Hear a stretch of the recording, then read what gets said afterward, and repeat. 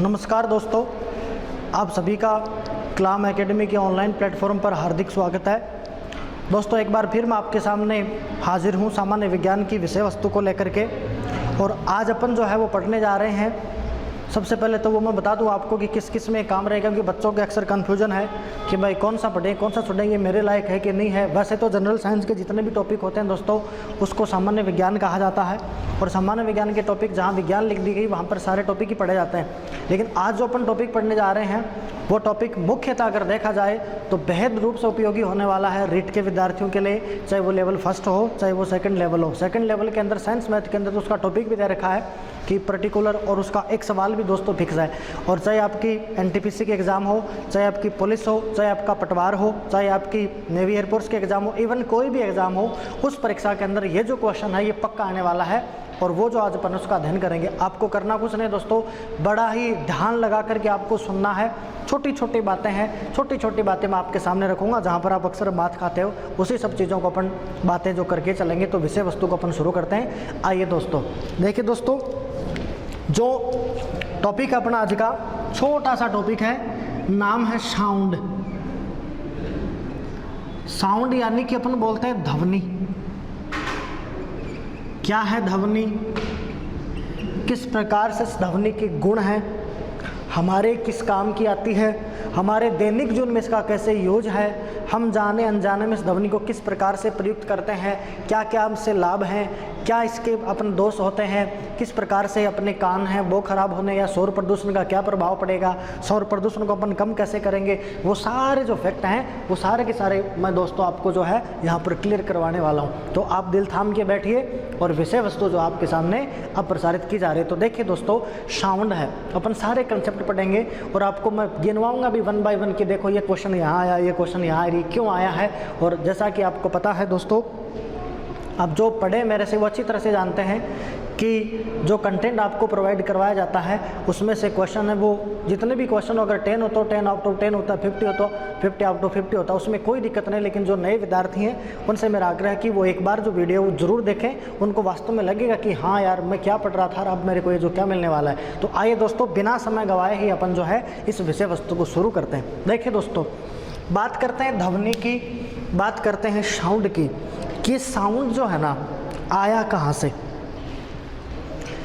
किस प्रकार से साउंड है वो पैदा होता है। तो देखिए दोस्तों, मैं आपसे सीधी सीधी बात कह दूं कि ये जो ध्वनि है ना आपकी, कहने का मतलब जो साउंड है अपने पास ऊर्जा का ही रूप है। तो अपन कह सकते हैं भाई एक प्रकार की क्या है, ऊर्जा है।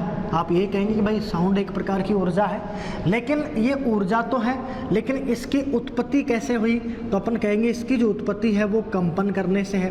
कंपन को अपन बोलते हैं दोस्तों वाइब्रेशन।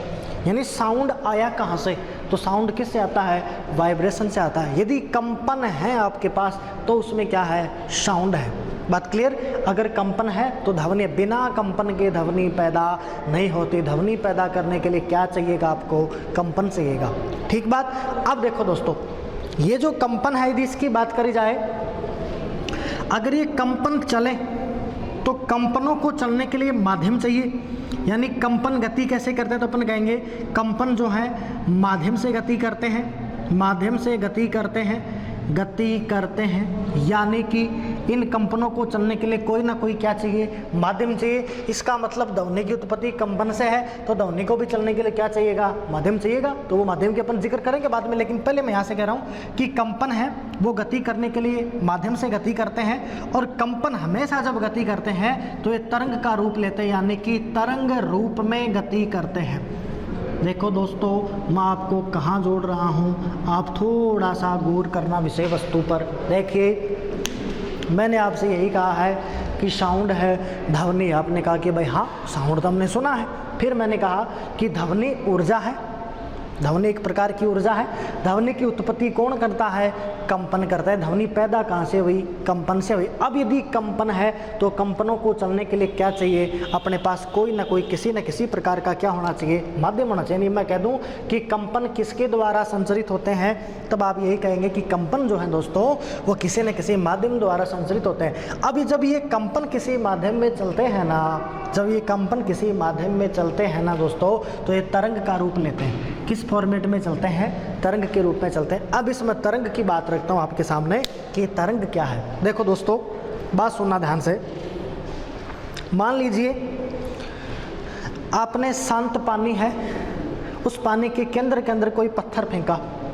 जैसे आप पत्थर फेंकेंगे तो केंद्र से कुछ लहरें निकलेंगी और वो लहरें किनारों की तरफ आएंगी और वो गति करता रहेगा। जो केंद्र से किनारों की ओर गति करता हुआ जो कुछ भी मान आया है, उसी मान को अपन क्या कहते हैं, तरंग कहते हैं। कहने का मतलब ये हुआ कि यांत्रिक ऊर्जा का फॉर्मेट है, और जैसे ही वो गति करेगा एक स्थान से दूसरे स्थान पर, कण जो गति करेंगे, वो जो लहर आई है, वो जो दोलन आया है, उसे अपन क्या बोलेंगे, तरंग का रूप बोलेंगे। देखिए दोस्तों, इस तरंग को मैं आपके सामने रखूं तो अपन यही कहेंगे कि जो तरंग है अपने पास, इस तरंग का अगर अपन जिक्र करें तो तरंग है वेव, जिसको अपन बोलते हैं। मुख्यतः दो प्रकार की तरंग है। एक जो तरंग है इसको तो अपन बोलते हैं कि यांत्रिक तरंग है, और दूसरी को अपन बोलते हैं अयांत्रिक तरंग है। देखो थोड़ा सा समझना दोस्तों, पहले मैंने तरंग की आपके सामने परिभाषा रखी है कि परिभाषा क्या होगी तरंग की। तो अपन ये कहा कि एग्जाम्पल अपन ने लिया कि पानी में कंकर फेंक रहे हैं, अब जो कुछ मान गति करता हुआ आगे बढ़ता है, उसी मान को अपन क्या बोल रहे हैं कि वो क्या है, वेव्ज है। क्या है आपके पास है, वेव्ज है। और मैंने आपसे कहा है कि वेव्ज दो प्रकार की है। एक तो आपके पास कौन सी तरंग है, यांत्रिक तरंग है, और दूसरी तरंग अपने पास कौन सी होती है, अयांत्रिक तरंग होती है। उम्मीद है बात समझ में आ रही होगी आपको। देखो दोस्तों, यांत्रिक तरंग किसे कहेंगे, देखो ऐसी तरंग अगर वो गति करे तो गति करने के लिए माध्यम की आवश्यकता हो, यानी बिना माध्यम के तरंग नहीं जाए। अपन कह सकते हैं कि जब यांत्रिक तरंग गति करती है तो क्या आवश्यक है, माध्यम में आवश्यक है, माध्यम जरूरी है। बिना माध्यम के यांत्रिक तरंग गति नहीं करेगी। क्लियर बात। दूसरी बात, अयांत्रिक तरंग अपन कहेंगे कि जिसमें माध्यम आवश्यक नहीं हो। कहने का मतलब माध्यम की कोई बाउंडेशन नहीं हो, माध्यम आवश्यक नहीं हो, माध्यम की आवश्यकता नहीं पड़ती हो। जैसे मैं कह दूं विद्युत चुंबकीय तरंग है, इवन आपने पढ़ा भी होगा दोस्तों कि विद्युत चुंबकीय तरंगों की परिभाषा भी क्या होती है, ऐसी तरंगे जो निर्वात में चली जाएं, ऐसी तरंगे जो निर्वात में ही गति कर रहे हैं, वही क्या कहलाते हैं, विद्युत चुंबकीय तरंग। किस प्रकार की तरंग होगी भाई, अयांत्रिक आपके पास तरंग होगी। देखो दोस्तों, माध्यम जरूरी है, यांत्रिक तरंग होगी। अब इसी यांत्रिक तरंग को अपन और आगे पढ़े दोस्तों, तो अपन ये पाते हैं कि यांत्रिक तरंग अपने पास दो प्रकार की हो जाती है। एक तरंग तो अपन पढ़ते हैं जिसका नाम होता है अनुप्रस्थ, और एक तरंग होती है जिसको अपन कहते हैं अनुदैर्ध्य। अनुदैर्ध्य, आप में से कुछ लोग अनुदैर्ध्य बोलते हैं, वो अनुदैर्ध्य तरंग है। देखिए मैंने क्या कहा आपसे, तरंग है टू फॉर्मेट में है, there are the two format of any waves. किसी भी तरंग के दो फॉर्मेट हैं, पहला मैकेनिकल है, दूसरा नॉन मैकेनिकल है। अच्छा, नॉन मैकेनिकल की बात क्या होगी, जिसमें माध्यम अपने को नहीं। दोस्तों प्रकाश को अपन अलग रख रहे हैं, क्योंकि प्रकाश की प्रकृति अपन दो तरीके से पढ़ते हैं। एक कहते हैं कण में है, दूसरा कहते हैं अपन तरंग में है। तरंग में है भी प्रकाश है, प्रकाश निर्वात में भी चलता है। तो प्रकाश की विषय वस्तु को दोनों बातें अपन करेंगे। प्रकाश की विषय वस्तु दोनों के लिए प्रभावित होती है, और प्रकाश तरंग अपन पढ़ते भी हैं कि अनुप्रस्थ प्रकार की होती है। मैं यहाँ तरंग समझा रहा हूँ, प्रकाश को लेकर नहीं। और जो प्रकाश की बातें हैं वो प्रकाश के चैप्टर में पूरी तरह बताई गई कि प्रकाश को अनुप्रस्थ क्यों रखा गया, प्रकाश को अनुप्रस्थ क्यों कहा गया, वो सारी बातें अपन वहाँ प्रकाश के चैप्टर में कर चुके हैं। तो वहाँ आपको जो वीडियो मिलेगा वहाँ देख लेना। देखो दोस्तों, यहाँ मैं बात करता हूँ, तो मैंने आपसे ये कहा है कि तरंग आपके पास दो तरीके की है। एक जो तरंग आपके पास है इसको अपन कहते हैं यांत्रिक है, और दूसरी जो तरंग है इसको अपन बोल रहे हैं अयांत्रिक। सीधी सीधी परिभाषा आपको याद रखनी है कि ऐसी तरंग जिसमें माध्यम जरूरी हो वो तो क्या होगी भाई, यांत्रिक, और जिसमें माध्यम जरूरी नहीं वो क्या कहलाएगी, अयांत्रिक। फिर अपन ने कहा कि विद्युत चुंबकीय तरंग कैसी होगी, अयांत्रिक, परिभाषा अपन ने पढ़ी। फिर देखो अपन ने बात करते हैं कि जो यांत्रिक तरंग है इसके दो भाग हो सकते हैं, अनुप्रस्थ हो सकता है और अनुदैर्ध्य हो सकता है। देखिए दोस्तों, जैसे कोई तरंग है और उस तरंग के अंदर समय के सापेक्ष उसका ग्राफ बनाए, तो उसके कण जो हैं वो तरंग संचरण की दिशा के लंबवत गति करें।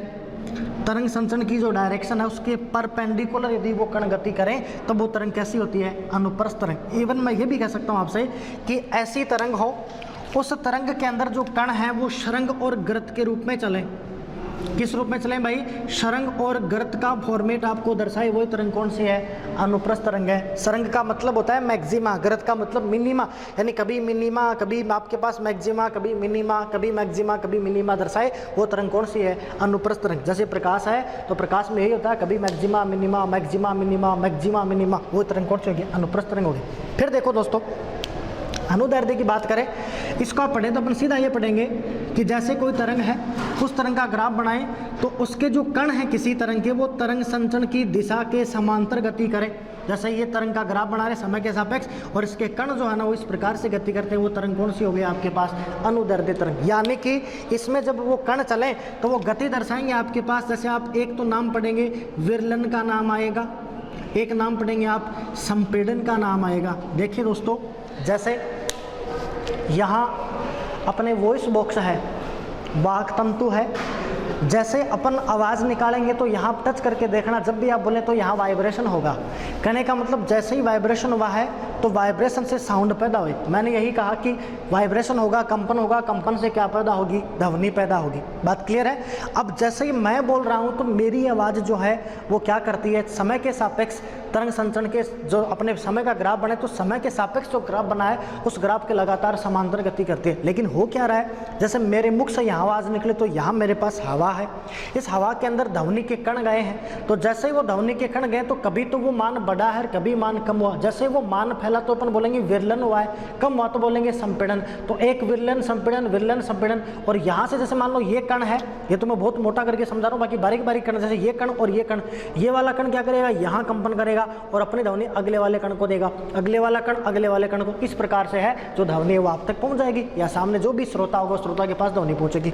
तो कहने का मतलब जिसमें संपीड़न भी हो, जिसमें विरलन भी हो, वो ध्वनि कौन सी होगी? अनुदैर्ध्य तरंग। इसका मतलब यही वाला दोस्तों कि अपने पास जो ध्वनि तरंग आई है वो ध्वनि तरंग किस प्रकार की तरंग है? तो आप अपन क्या कहेंगे? अनुदैर्ध्य तरंग है। और जबकि अपन प्रकाश की बात कर चुके कि प्रकाश कैसी तरंग है? अनुप्रस्थ तरंग। देखो छोटी सी ट्रिक भी है दोस्तों, जैसे जो भाई आर्ट्स का है उसको नहीं समझ में आया कि यार ये हो क्या रहा है, मैं क्यों परिभाषा पढ़ूं, तो वो सीधा भी याद रख सकता है, प्रकाश लेके अनुप्रस्थ लेके, देखो प्र मैच हो जाएगा, बाकी वो पूछेगा तो ध्वनि की, पूछेगा तो ध्वनि कौन सी हो जाएगी? अनुदैर्ध्य। प्रश्न सही।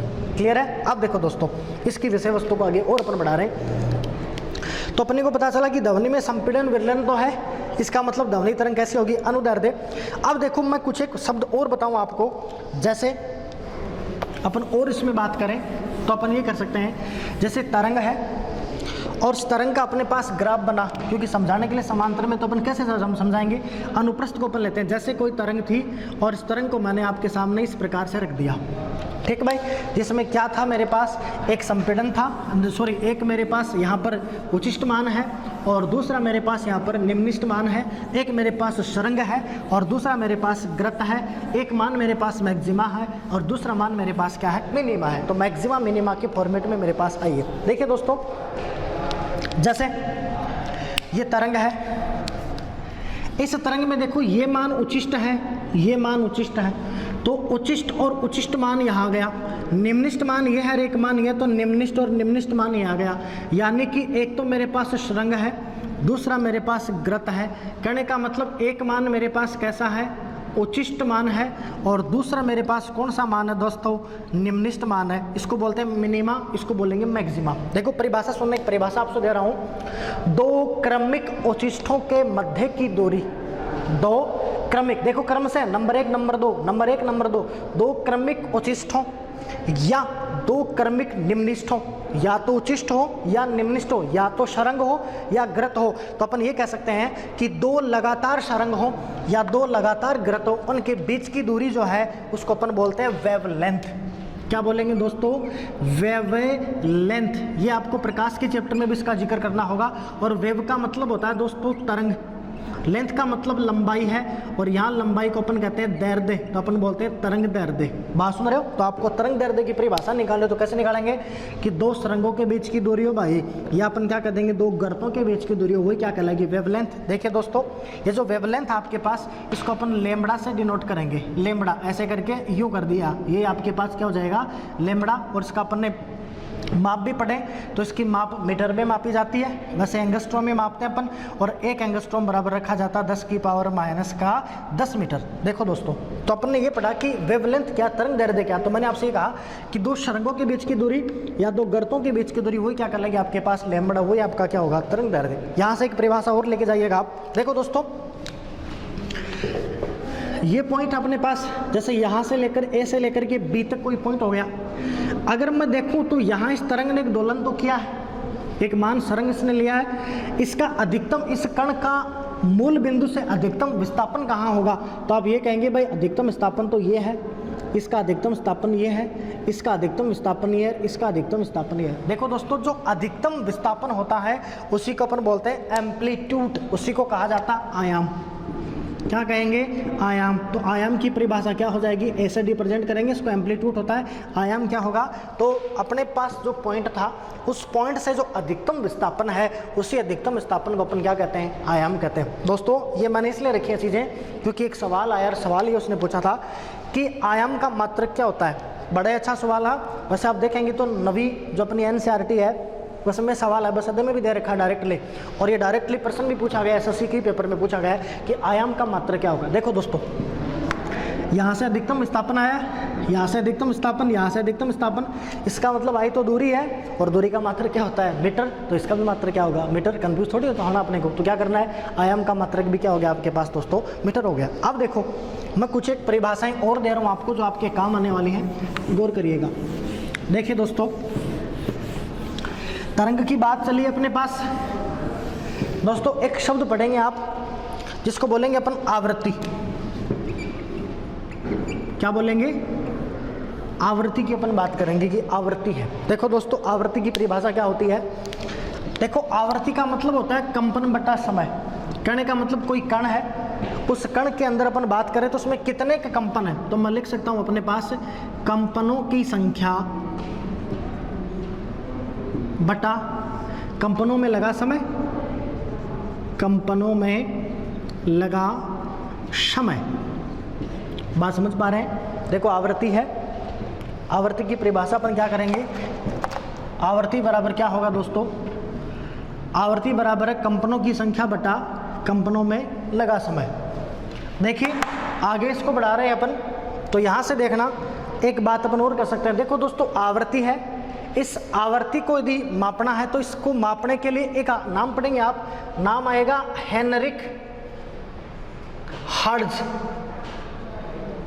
और इस हेनरिक हर्ट्ज ने एक मीटर बनाया था जिसको सोनोमीटर कहा जाता है, और इन्हीं के समान में इस आवृत्ति का मात्रक रखा जाता है। मात्रक लिखते हैं अपन HZ, जिसको अपन कहते हैं हर्ट्ज होता है। वो कुछ लोग हर्ट्ज बुलाएंगे लेकिन वास्तव में वो है क्या, हर्ट्ज है।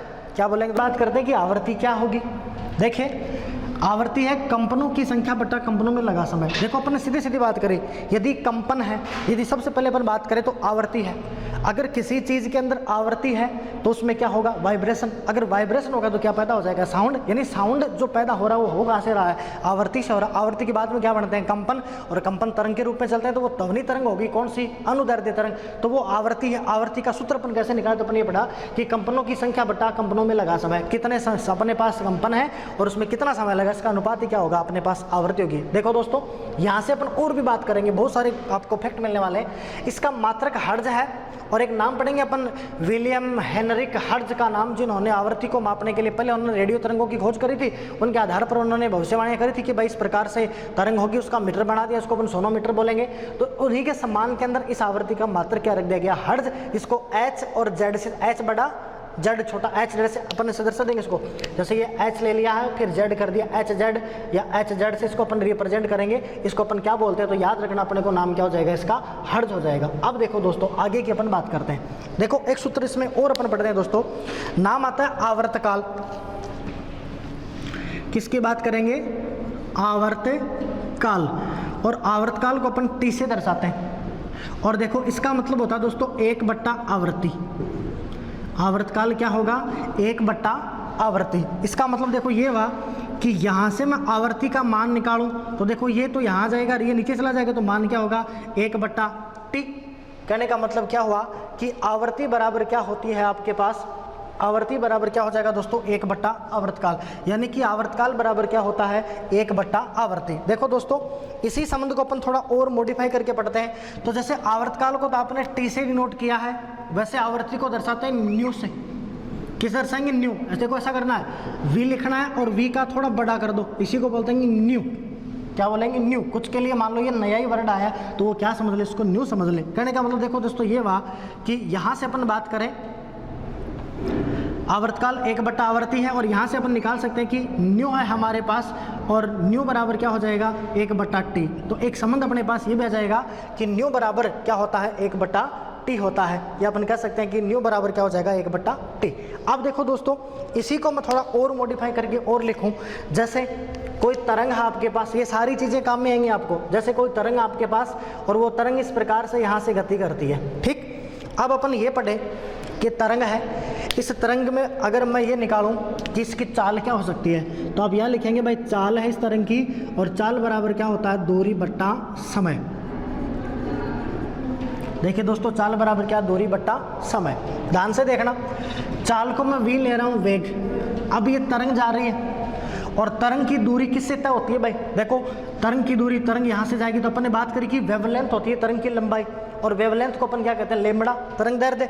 तो यहाँ दूरी को मैं दर्शा रहा हूँ लेमड़ा से, यानी ये दूरी किससे रिप्रेजेंट होगी भाई, लेमड़ा से। और समय मेरे पास क्या है, टी है। देखो दोस्तों, v बराबर लेमड़ा, और यहाँ से आप देखेंगे, देखो जैसे मैं इसको लिख देता हूँ, आपके पास होगा ये समीकरण नंबर 1 में लिख देता हूँ। तो देखो समीकरण 1 में आप यहाँ देखेंगे तो आपके पास 1/t क्या है, 1/t क्या है, न्यू है। इसका मतलब ये क्या हुआ, ये देखो एक संबंध आपके पास कि किसी तरंग का जो वेग होता है वो वेग बराबर क्या होता है, उसका तरंग दैर्ध्य, क्या लिख देंगे, उसका तरंग दैर्ध्य गुणा उसकी क्या लिखेंगे, आवर्ती लिखेंगे। तो एक सूत्र आ गया दोस्तों आपके सामने कि तरंग का वेग क्या होगा, तो अपन क्या करेंगे, तरंग दैर्ध्य गुणा उसकी आवर्ती। ये संबंध आपको जगह जगह पर काम आएगा, इसलिए मैंने इसको यहाँ पर लिखा है। देखो क्या हुआ, दोबारा से देख लो सारा कुछ।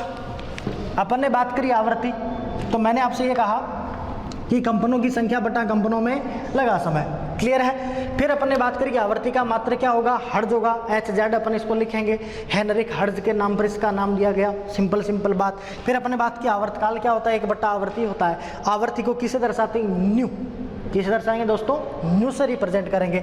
यहाँ से आवर्ती निकालें तो 1 क्या हो जाएगा, आवर्तकाल, आवर्ती बराबर देखो 1 आवर्तकाल चला जाएगा। यहाँ से न्यू बराबर क्या हो जाएगा, 1/t। फिर मैंने आपसे कहा कि चाल में निकालो किसी तरंग की, तो मैं क्या करने वाला हूँ, चाल बराबर क्या होता है, दूरी बट्टा समय।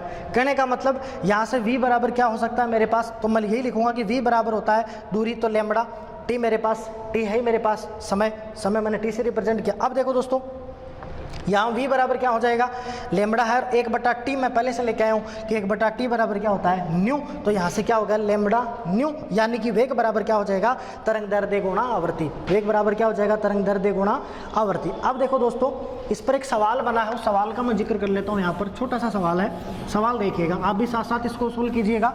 इस पर बेस छोटा सा सवाल आया हुआ है, उसका मैं जिक्र करता हूँ। देखो सवाल ये है कि कोई ध्वनि तरंग है और उस ध्वनि तरंग की आवृत्ति आपको दे रखी है, और उस ध्वनि तरंग की जो आवृत्ति दी गई है दोस्तों, वो आपको दी गई 220 हर्ट्ज है। क्या दे दिया, 220 हर्ट्ज दे दिया गया है।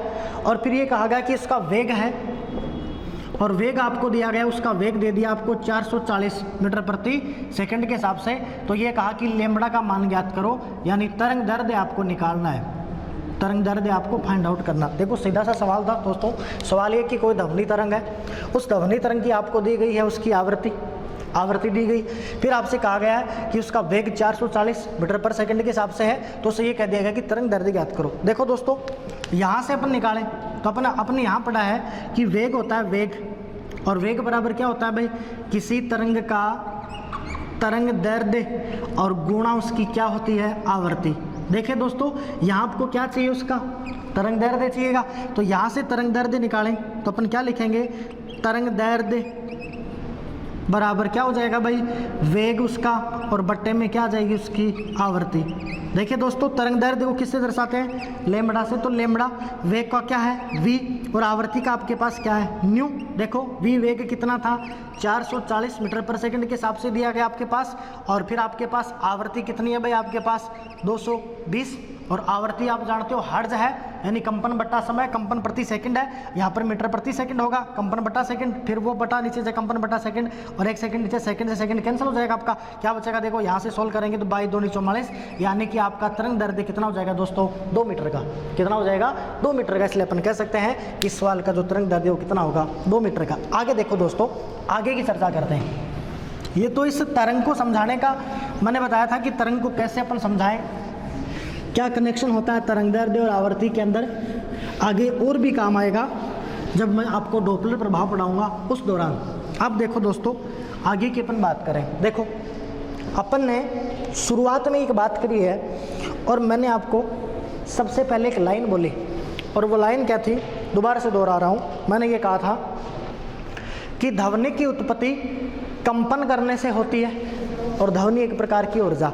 फिर मैंने आपसे कहा कि कंपन है तो कंपनों को चलने के लिए माध्यम चाहिए, और किसी माध्यम में कंपन चले वो तरंग के रूप में चलते हैं। फिर मैंने कहा कि तरंग दो प्रकार की है, एक मैंने आपसे कह दिया यांत्रिक, दूसरा अयांत्रिक। और यांत्रिक तरंग हुआ है जिसमें माध्यम हो, माध्यम की जरूरत पड़े जिसमें, और दो प्रकार की थी, अनुप्रस्थ और अनुदैर्ध्य। और फिर तरंग को लेकर के अपने समझा दिया कि उस तरंग का तरंग दैर्ध्य क्या होगा, उसका आयाम क्या होगा, किस प्रकार से आवृत्ति के अंदर लैम्ब्डा का संबंध होता है, वेग का संबंध होता है, वो संबंध लेकर के अपन चले। अब देखो इसी क्रम में अपन बात करें तो एक बात आपके पकड़ में आई होगी कि यार ये जो ध्वनि है, मैं बार बार ध्वनि शब्द काम में ले रहे हैं हम आपके सामने, तब आपने ये सोचा होगा कि ध्वनि है, इस ध्वनि की जो मेन जड़ है वो दो ही है, एक तो आवृत्ति है, मेन जड़ तो आवृत्ति है, क्योंकि आवृत्ति होगी तो उसमें क्या हो गया, कंपन हो गया, और कंपन हो गया तो क्या हो गया, साउंड हो गया। इसका मतलब साउंड है, कंपन था, कंपन को चलना था। ये बात आपके समझ में आ रही होगी कि जब कंपन को चलना था तो माध्यम चाहिए था, इसका मतलब ध्वनि को भी चलने के लिए क्या चाहिए, माध्यम चाहिए। यही बात मैं आपको समझाने जा रहा हूँ दोस्तों कि जो ध्वनि है बिना माध्यम के नहीं चल सकती। तो एक पॉइंट यहाँ पर मैं बना के लिख रहा हूँ आपके सामने कि ध्वनि संचरण के लिए, ध्वनि संचरण के लिए माध्यम आवश्यक है, बिना माध्यम के ध्वनि नहीं चल सकती। पहली बात देखो, अगर ध्वनि संचरण में माध्यम चाहिए तो ध्यान से देखना दोस्तों, सबसे ज़्यादा जो ध्वनि चलने वाली है वो ठोस पदार्थों में चलेगी। दूसरा जो नंबर आएगा दोस्तों वो द्रव का आएगा। तीसरा जो नंबर आएगा दोस्तों वो गैस का आएगा। और चौथा नंबर जो आएगा वो किसका आएगा, निर्वात का। और निर्वात पे तो अपन वैसे भी लाल पेन फेर सकते हैं, क्यों, क्योंकि यहाँ तो ध्वनि का संचरण संभव ही नहीं है, तो मैं लिख दूँ संभव ही नहीं है। लेकिन क्रम में अगर डालें तो अपन क्रम में तो इसको दर्शाएंगे। तो आपको मोटी मोटी बात क्या समझ में आई, आपको यही याद रखना है मेरे दोस्तों कि सबसे ज़्यादा ध्वनि की जो तरंग है वो किस में चलती है, ठोस पदार्थों में। दूसरा नंबर किसका है, द्रव का। तीसरा नंबर किसका है, गैस का। और चौथा नंबर किसका है, निर्वात का। और बात ये भी पकड़नी है कि भाई ध्वनि जानी है ना, तो ध्वनि के लिए क्या चाहिए, माध्यम चाहिए। ठीक बात। अब देखो दोस्तों, यहाँ भी कुछ एक और सवाल है, महत्वपूर्ण सवाल है। अगर इस ठोस को लेकर के मैं यहाँ बात कर दूँ आपके सामने, तो ध्यान से देखना, आपका एक कन्फ्यूजन दूर करेंगे हम आप आज। देखो, ठोस पदार्थों में सबसे ज़्यादा जो ध्वनि चलती है उसमें सबसे पहला नंबर आता है एल्यूमिनियम का। किसका नंबर है, यहाँ हम लिख देते हैं आपके लिए, एल्यूमिनियम में चलेगी सबसे ज़्यादा। दूसरा जो नंबर आएगा वो आएगा निकल का। किसका आएगा, निकल का। तीसरा जो नंबर आएगा वो आएगा स्टील का। किसका, स्टील का। और दोस्तों स्टील को आप क्या बुलाते हो, इस्पात। पहला एल्यूमिनियम का, दूसरा निकल का, तीसरे बात करें स्टील की, और चौथा नंबर है वो लोहे का। और पांचवा जो नंबर आएगा वो पित्तल का। किसका आएगा, पित्तल। आपने पढ़ा होगा Cu+Zn से पित्तल बनता है, मिश्र धातु है। देखो आपके दिमाग में ये बात आ रही होगी, आपने कहीं पढ़ रखा होगा कि यार ध्वनि की चाल तो सबसे ज़्यादा जो स्टील में होती है, वो स्टील आपके पास, वो इस्पात आपके पास ऐसा नहीं है। ये जो हम आपके सामने जो बात लेकर आए हैं बिल्कुल ऑथेंटिक है, आपको कहीं कोई शंका करने की जरूरत नहीं है। ठीक है, तो ध्यान दें दोस्तों। देखो सबसे ज़्यादा ध्वनि है वो एल्यूमिनियम में चलती है, और इसका मान भी निर्धारित है अपने पास 6420 मीटर प्रति सेकंड के हिसाब से चलती है भाई एल्यूमिनियम के अंदर। फिर निकल में चलेगी, उसके बाद में स्टील। देखो स्टील बनता है nickel plus chromium plus carbon, ऐसे ही अपन कंपाउंड मिला करके बनाते हैं स्टील। और ये भी दो प्रकार का दोस्तों, एक तो नॉर्मल स्टील है और दूसरा स्टेनलेस स्टील। नॉर्मल स्टील उस पर तो जंग आता है, और स्टेनलेस, स्टेन का मतलब होता है जंग, तो स्टेन से लेस कर दिया वो क्या होगा, स्टेनलेस स्टील होगा। जब मिश्र धातु पढ़ेंगे ना केमिस्ट्री, तब वहाँ ये कंसेप्ट पूरा क्लियर कराऊंगा। यहाँ तो आप यहीं देखें ध्वनि के संदर्भ में। तो तीसरा नंबर किसका है, स्टील का। चौथा नंबर किसका है, लोहे का। पांचवा नंबर किसका था, पित्तल का। ये क्रम भी पूछा जाएगा आपसे, पहले तो ये क्रम पूछ लेगा, ठोस द्रव्य गैस के संदर्भ में बता देंगे आप आसानी से। दूसरा प्रश्न आपसे ये पूछेगा कि सबसे ज़्यादा धातुओं में किस में चलेगा, तो आप क्या कहेंगे, एल्यूमिनियम पे है। दूसरा निकल का नंबर, तीसरा स्टील का नंबर, चौथा लोहे का नंबर और पांचवा नंबर किसका होगा दोस्तों, पीतल का। ध्यान ये भी रखना एल्यूमिनियम का मान कितना है, 6420। क्लियर है। और जिसको नहीं ये मान बचे वो नवी की एनसीईआरटी उठा के पढ़े, उसमें ध्वनि का चैप्टर दिया गया, वहाँ बारकोड सारणी बना रखी है, तो आप वहाँ भी देख सकते हो। अब देखो इस द्रव की मैं बात करूँ, इसके लिए भी आपको थोड़ा याद रखना पड़ेगा दोस्तों। इस लिक्विड के लिए याद क्या रखेंगे, मैं यहाँ लिख देता हूँ। देखो दो बातें होंगी, द्रव है, पानी की बात करेंगे। देखो पहली बात होगी जल है, और जल कैसा है, समुद्री पानी है। दूसरी जिसमें लवण नहीं है वो जल कैसा होगा, आशुत जल होगा। दोनों के लिए अलग अलग मान आपको याद रखने हैं। समुद्री जल में ध्वनि की चाल दोस्तों आप करेंगे तब आपके पास जो मान आएगा वो लगभग 1531 मीटर प्रति सेकंड के हिसाब से आएगा, और इसी प्रकार आशु जल में आप करेंगे तब आपके पास जो मान आएगा वो 1498 मीटर प्रति सेकंड के हिसाब से आएगा। यानी कि कहने का मतलब ये हुआ, अगर आपसे कोई दोस्तों ये पूछ ले कि आप ये बताइए कि जल में ध्वनि की चाल 2 नंबर पे है, लेकिन वो प्रश्न यहाँ से भी दे सकता है क्योंकि वो तो एग्जामिनर है, और एग्जामिनर के तो दिमाग में एक ही बात होती है भाई कि जो भी परीक्षा में बैठेगा उसको क्या करना है, मेरे को तो प्रश्न गलत करवाना, वो तो सब कुछ पढ़ गया है, मैंने तो उसको टाइम दिया था पढ़ने के लिए, अब वो कोरोना आ गया तो वो क्या करे, वो तो टाइम दे रहा है आपको, अब एग्जाम है तो है आपकी भाई, उसमें क्या, तो वो आपका प्रश्न गलत करवाएगा। तो वो किस हद तक जा सकता है, उस हद तक मेरे अनुभव के आधार पर मैं आपके सामने बातें रख रहा हूँ कि मैंने जो अनुभव किया है, मैंने जो पेपर देखे हैं पिछले सालों के अंदर, और मेरे सामने जो प्रश्न आए हैं उस आधार पर क्या आया है और क्या आ सकता है। बात क्लियर है। देखिए दोस्तों समुद्री पानी में मान कितना 1531 मीटर प्रति सेकंड, और आंसू जल में आप याद रखेंगे कितना 1498। ये वैल्यू काम आएगी आपके, मैं न्यूमेरिकल करवाऊंगा इसके, तब ये बहुत काम आने वाले, तो ऐसा नहीं मैं लिख रहा डेटा, ये काम आने वाला है। फिर देखो गैस की बात करें दोस्तों, 3 नंबर पे गैस है, और गैस पे आपको याद रखना है यदि आपके पास 0 डिग्री सेंटीग्रेड हो तभी मैं बात करूंगा, क्योंकि यदि मैं टेम्परेचर बढ़ाऊंगा तो ध्वनि के ऊपर फर्क पड़ेगा, वो कम पड़ेगा कि ज़्यादा पड़ेगा वो मैं आपको करवाऊंगा आगे, वैसे तो बढ़ेगा लेकिन वो मैं पूरा बता दूंगा कि कैसे कैसे कुछ होता है। लेकिन हाँ यहाँ आप याद रखेंगे कि गैस है और 0 डिग्री सेंटीग्रेड पर यदि ध्वनि की चाल करें आप, तो आपके पास देखो मान आपको मिलेगा 331 मीटर प्रति सेकंड भी मिलेगा, यहाँ पर आपको 330 मीटर प्रति सेकंड भी मिलेगा, यहाँ पर आपको 332 मीटर प्रति सेकंड भी मिलेगा, और यहाँ पर आपको 350 मीटर प्रति सेकंड भी मिलेगा। यानी कि जो मान है वो आपको सारे याद रखने हैं, 330 से लेकर के 350। अब जो आपके ऑप्शन में आए उसी से आप सोल्व कर देना, सोल्व हो जाएगा, चारों नहीं आएंगे एक ही आएगा कोई। तो याद रखना है 0 डिग्री सेंटीग्रेड पर मान है अपने पास 330 भी होता है, 331 भी होता है, 332 भी होता है, 350 भी होता है, वो अपने को देखना है कि अपने क्या है, यानी मौका देखेंगे फिर ही अपन चौका लगाएंगे भाई हाँ कहीं कोई दिक्कत तो नहीं। तो देखो दोस्तों यहाँ पर ने बात करी है, यहाँ पर मोटी मोटी बात अपने ये करी है कि ध्वनि संचरण है, बिना माध्यम की ध्वनि नहीं चलेगी। दूसरी यहाँ पर ने बात करी माध्यम जरूरी है, ठोस में, द्रव में, गैस में, निर्वात में सबसे ज़्यादा काम मिलेगी सॉलिड, फिर लिक्विड, फिर गैस और फिर वैक्यूम। वैक्यूम में तो चल ही नहीं सकती, तो ये तो हो गया खत्म। फिर देखो ठोस में सबसे ज़्यादा किस में चलेगी, तो अपन बात करते हैं एल्यूमिनियम। जी हाँ याद रखना आपको कि ठोस में सबसे ज़्यादा किस में है, एल्यूमिनियम में। दूसरा नंबर किसका आएगा, निकेल का। तीसरा नंबर किसका आएगा, स्टील का। चौथा नंबर किसका आएगा, लोहे का, फेरम का। और पांचवा नंबर किसका आएगा, पीतल का। किसका, पीतल का। याद होगा ये फेरम, लोहा जिसको अपन आयरन बुलाते हैं आजकल, वो फेरम से आया है, लैटिन भाषा से, फेरम एफी, उसी का प्रतीक चिन्ह अपन ने लिया। फिर देखो एल्यूमिनियम में एक वैल्यू छोटी सी याद रखनी है, 6420 मीटर प्रति सेकंड। इसी प्रकार लिक्विड में 2 वैल्यूज आपको याद रखनी ही होंगी दोस्तों, कोई इलाज नहीं है, प्रश्न आए हैं, आएंगे भी, अगर सिलेक्शन लेना है तो याद रखना ही पड़ेगा। तो देखिए 2 मान है आपके पास। पहला मान आपके पास समुद्री जल का है, जिसको आप क्या कहेंगे, समुद्री पानी है, 1531 मीटर प्रति सेकंड। फिर आप कहेंगे आंसू जल में कितना है, 1498 मीटर प्रति सेकंड। ये तो आपको याद भी होगा, वास्को डी गामा 1498 में आएगा, तो याद रख लेना जोड़ के भाई, अपने पास 1498 है। गैस के अंदर अपने को याद रखना है कि अगर 0 डिग्री सेंटीग्रेड पर हो तो अपने पास मान 330 से लेकर के 350 के सारे मान मिलेंगे आपको, कोई भी एक वैल्यू आएगी जो अपन रख देंगे। इवन अपन न्यूमेरिकल में जब कर रहे हैं तब इसको 332 इस्तेमाल करके जो न्यूमेरिकल दिए गए हैं वो अपन सोल्व करते हैं। अब देखो दोस्तों आगे की मैं बात आपके सामने रखने जा रहा हूँ, जरा ध्यान से देखना। देखो अपन ने ये बात करी कि ध्वनि है, वही कंसेप्ट से वापस लेके आ रहा हूँ। इस ध्वनि की जड़ क्या है, ये कहाँ से पैदा हुआ, तब आप कहोगे कि एक बात समझ में आ गई इतने लेक्चर के अंदर मैंने सुनते सुनते कि जो ध्वनि है ना ये आवर्ती से आई है। यही तो मतलब हुआ, ध्वनि किससे आई भाई, आवर्ती से आई है। यही अपन बात करते हैं, आवर्ती से पैदा हुई है। आवर्ती से क्या बना, वाइब्रेशन।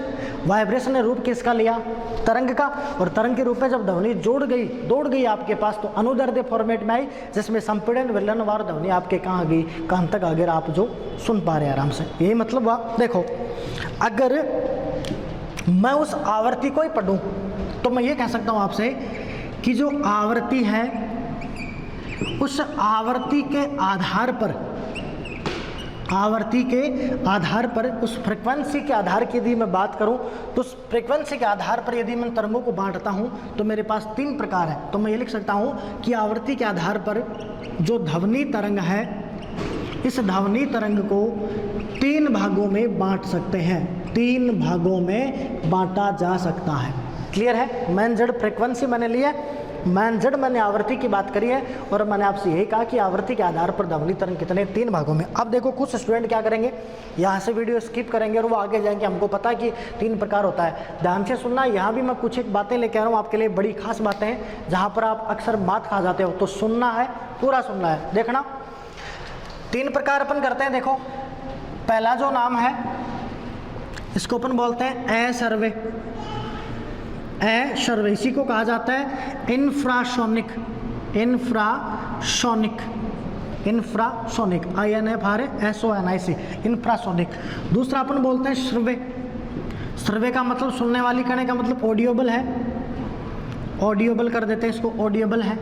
और तीसरा अपन बोलते हैं पराश्रव्य, और पराश्रव्य को अपन कहते हैं अल्ट्रावायलेट या अल्ट्रासाउंड कह सकते हैं, ULTRA अल्ट्रा, और ये आपके पास हो गया साउंड। तो इंग्लिश मीडियम भी थोड़ा ध्यान दे ले, बोले इंग्लिश मीडियम में नहीं, वैसे बेसिकली तो हम हिंदी मीडियम से ही हैं, लेकिन आपका क्लियर हो जाएगा, कोई दिक्कत नहीं। देखो सर्वे को अपन क्या बोलेंगे, इंफ्रासोनिक।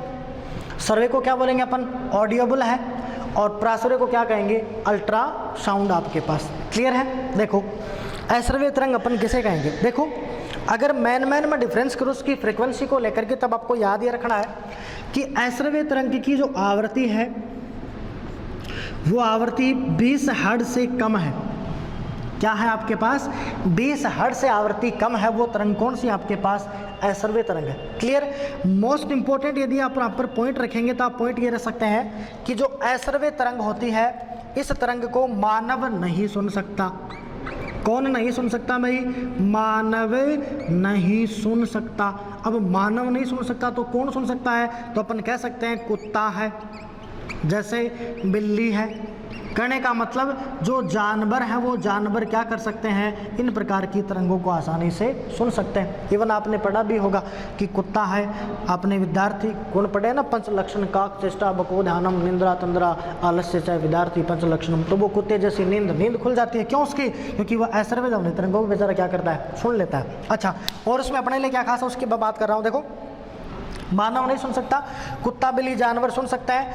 अच्छा, जब पृथ्वी में भूकंप आता है तो उस भूकंप के दौरान पैदा होती हैं, कहाँ पैदा होते हैं दोस्तों, भूकंप के दौरान पैदा होती हैं। और हमारी जो हार्ट बीट है, कहने का मतलब हार्ट बीट, हृदय की जो धड़कन है, उस हृदय की धड़कन में भी कौन सी ध्वनि तरंग पैदा होती है, सर्वे ध्वनि तरंग पैदा होती है। बात क्लियर है। देखो दोबारा से देख लो, इतना सा मैटर है, छोटा सी तो बातें करें अपन ने।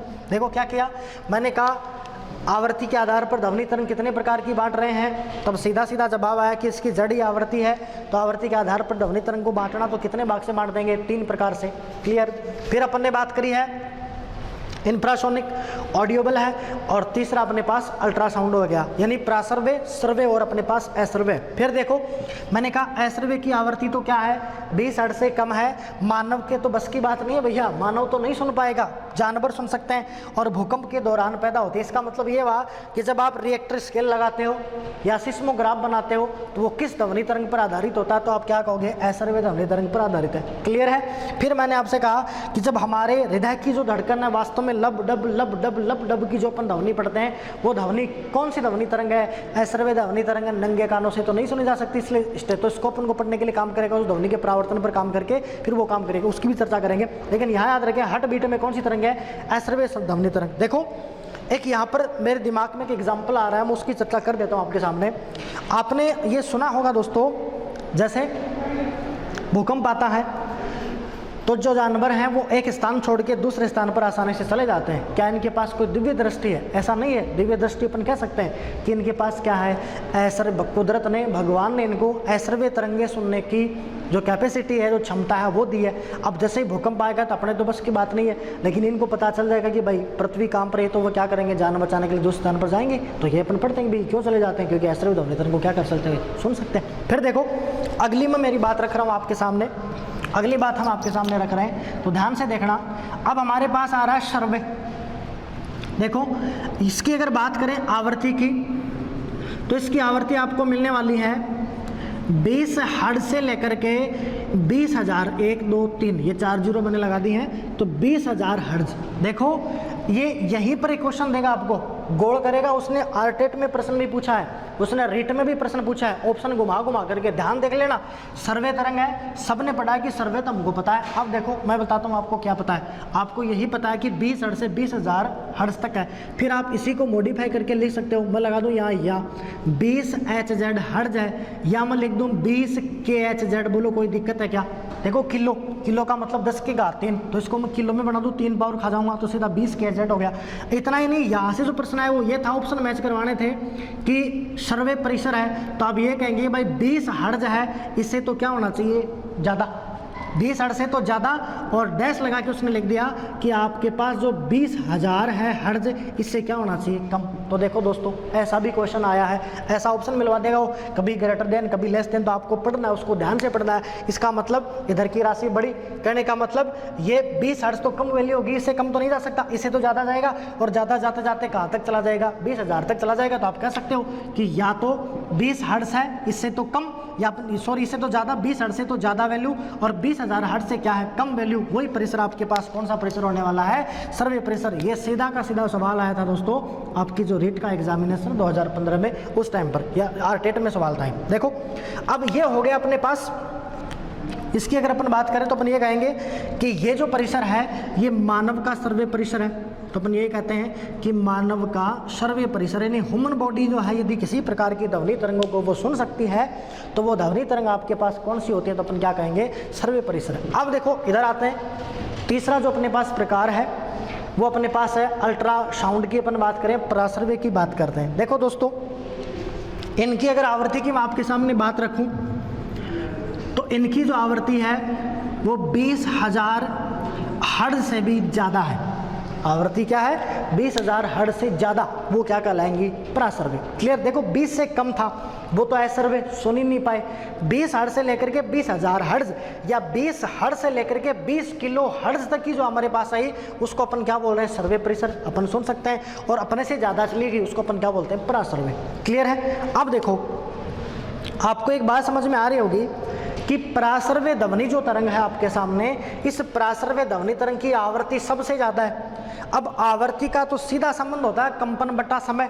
मैंने ये कहा था कि कंपनों की संख्या बट्टा कंपनों में लगा समय, तो कंपन बट्टा समय, यानी समय के सापेक्ष जितने ज़्यादा कंपन होंगे, जितना ज़्यादा वाइब्रेशन होगा, उतना ही ज़्यादा क्या होगी, आपकी परासर्वे ध्वनि होगी। यानी कि यहाँ पर अपन यदि पढ़ें तो अपन ये दिमाग लगा सकते हैं थोड़ा सा कि परासर्वों की आवृत्ति सबसे ज़्यादा है, इसका मतलब कंपन भी इसमें क्या है, सबसे ज़्यादा ही है। अब देखो इसी आधार पर इनके यूज पूछे जाते हैं डेली लाइफ में, जो किस प्रकार से आप काम में ले सकते हो, उसके मैं उपयोग लिख रहा हूँ। देखो दोस्तों इसके कुछ उपयोग आपके पास है 5-6 प्रकार के, उनका मैं जिक्र करता हूँ। देखो एक तो इसमें पहला उपयोग तो आपको ये मिलता है कि परासर्वे जो ध्वनि तरंग है दीवार में दरार ज्ञात करने में काम आती है। दीवार में दरार या कहीं पर भी ब्लॉकेज ज्ञात करने हो तो दीवार में दरार ज्ञात की जा सकती है, किससे, परासर्वे ध्वनि तरंग से। दूसरा अपन ये कह सकते हैं जो भी आपके पास कारखाने हैं, उन कारखानों की कालिख हटाने में, तो मैं लिख दूँ कारखानों की कालिख हटाने में कौन सी तरंगे काम में आती हैं, आप कहोगे परासर्वे ध्वनि तरंग काम में आती है। मैं कह सकता हूँ विभिन्न प्रकार के भाग हैं, आंतरिक भाग, जैसे एरोप्लेन के पार्ट्स हैं तो यहाँ लिख देते हैं, जैसे हवाई जहाज़ है, उस हवाई जहाज़ के विभिन्न जो पार्ट्स हैं, उन पार्ट्स की सफाई करने में, पार्ट्स की सफाई की जा सकती है। कौन सी तरंगों से? यही तरंगों से। इसका एक यूज़ ये भी आया है कि घरों से चूहे भगाने के अंदर कौन सी तरंगे काम में आती है? तो चूहे भी किससे भगाए जाते हैं भाई? पराश्रव्य ध्वनि तरंग से। और भी एग्जाम्पल इसका आया है, दांतों की सफाई करने में क्या कर सकते हो दोस्तों? दांतों की सफाई किससे की जाती है भाई? इसी पराश्रव्य ध्वनि तरंगों से की जा सकती है। और भी इसके यूज पढ़ते हो आप, जैसे आ सकता है आपके सोनोग्राफी में, किसमें काम आएगी? सोनोग्राफी के अंदर कौन सी ध्वनि तरंग प्रयुक्त होती है? तो आप क्या कहोगे? पराश्रव्य ध्वनि तरंग इसमें आपकी प्रयुक्त होती है। और इसका एग्जाम्पल और भी आपके सामने आ सकता है दोस्तों, जैसे मैं यहाँ लिख देता हूँ, चमगादड़ अपना भोजन बनाने में या भोजन ढूंढने में। तो चमगादड़ काफ़ी चर्चा में है, चमगादड़ आपको पता होगा कोरोना को लेकर के, है ना? तो वही चमगादड़ है, वो अपना शिकार ढूंढने में या अपना भोजन ढूंढने में प्रयुक्त कर सकता है कौन सी ध्वनि तरंगों को? पराश्रव्य ध्वनि तरंगों को। और एक इसका एग्जाम्पल और पढ़ सकते हो आप, और वो एग्जाम्पल है गुर्दे की पथरी को पीसने में। किसमें काम आता है? गुर्दे की पथरी को पीसने में। देखिए दोस्तों, मैं आपके सामने जो एक एग्जाम्पल है इसको मैं डिस्क्राइब करने जा रहा हूँ। एक एग्जाम्पल जो है वो आपके सामने मैं रख रहा हूँ, गौर करिएगा। देखो यहाँ तक तो फ्रेंड्स आपकी बात समझ में आ गई होगी कि ध्वनि तरंग सर ने 3 प्रकार बताए हैं। हमारे काम का सर्वे परिसर है, बाकी सारे हमारे काम का देखना अपने को सारे पड़ेगा। देखो मैं एक एग्जाम्पल दे रहा हूँ आपके। पराश्रव्य ध्वनि तरंग का पहला एग्जाम्पल इसने दिया है कि दीवार में दरार ज्ञात करने में। देखिए समझिएगा, यहाँ पर समझा देते हैं आपको। चलो ये तो सारा आपके समझ में आ ही गया, इधर वाला बचा तो मैं इसको यहाँ लिख देता हूँ। दोस्तों पढ़ना है, ध्यान लगा करके सारी बातें सुननी है। डाउट हो आपको तो आप कमेंट बॉक्स में जाकर पूछिएगा, आपकी समस्या का समाधान कर दिया जाएगा। देखो पहला मैंने एग्जाम्पल यहाँ लिखा है कि किसी दीवार में दरार ज्ञात करने में। मान लो कोई बीम है इस प्रकार से, यहाँ कोई दरार है, यहाँ ध्वनि का स्रोत है और यहाँ मैंने संसूचक लगाया है। जो भी ध्वनि जाएगी संसूचक द्वारा अवशोषित कर ली जाएगी। यहाँ से ध्वनि तरंग गुजरी, अवशोषित, यहाँ गुजरी, अवशोषित, यहाँ गुजरी, अवशोषित। यहाँ की तरंग या तो इधर चलेगी या इधर चलेगी। कहने का मतलब अपन देख लेंगे कि कौन सी तरंग गायब है, इसका मतलब ब्लॉक कहाँ है, वही है। तो यूज किस में हो गया भाई? दीवार में दरार ज्ञात करने में। इसी प्रकार देखो दोस्तों, इसका अगला जो यूज है वो दिया जा रहा है आपको कि कारखानों की कालिख हटाने में। देखिएगा दूसरा एग्जाम्पल मैंने आपके सामने रखा है कि कारखानों की कालिख हटाने में। जैसे कारखानों की बड़ी बड़ी चिमनियां हैं, वहाँ तक नहीं पहुँच सकते, तो अपन क्या करेंगे? वहाँ पर ये जो पराश्रव्य है, अल्ट्रासाउंड है, इसको गुजारेंगे। जैसे गुजारेंगे तो पूरी चिमनी में कंपन होएगा।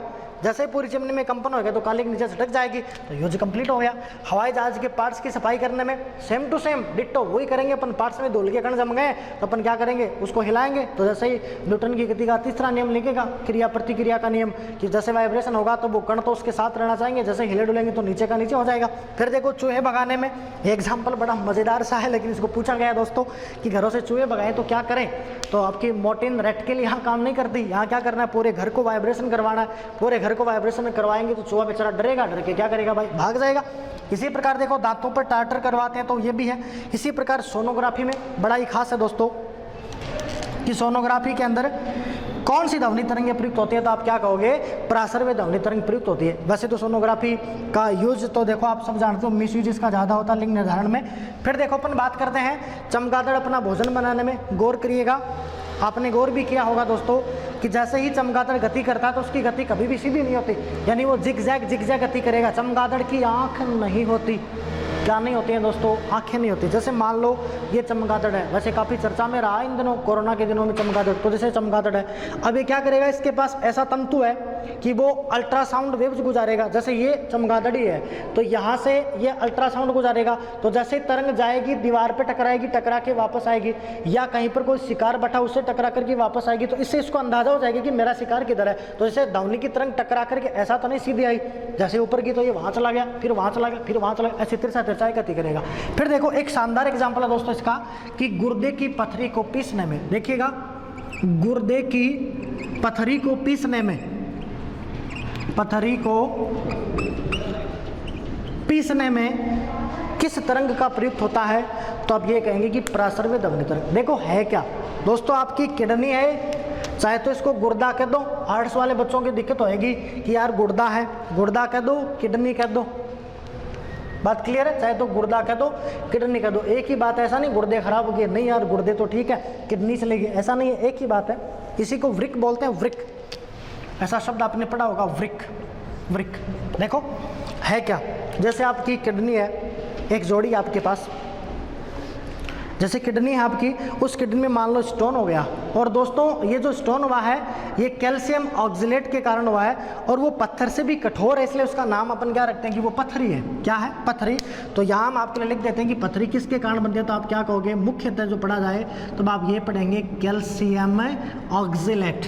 कैल्शियम ऑक्जेलेट के कारण क्या बनती है दोस्तों, पथरी बनती है। ठीक है, अब करना क्या है, आपने सुना भी होगा कि बिना चीर फाड़ के पथरी का इलाज किया जाता है। करेंगे क्या, जैसे मान लो किसी के स्टोन के अंदर पथरी होगी, ठीक है, तो आप इमेजिन करें कि स्टोन के अंदर क्या है, पथरी है। अब क्या करेंगे, पहले तो सोनोग्राफी वगैरह से अपन डिसाइड कर लेंगे कि भाई उसकी आकृति क्या है, एक्सरे वगैरह करके कर लिए अपन ने।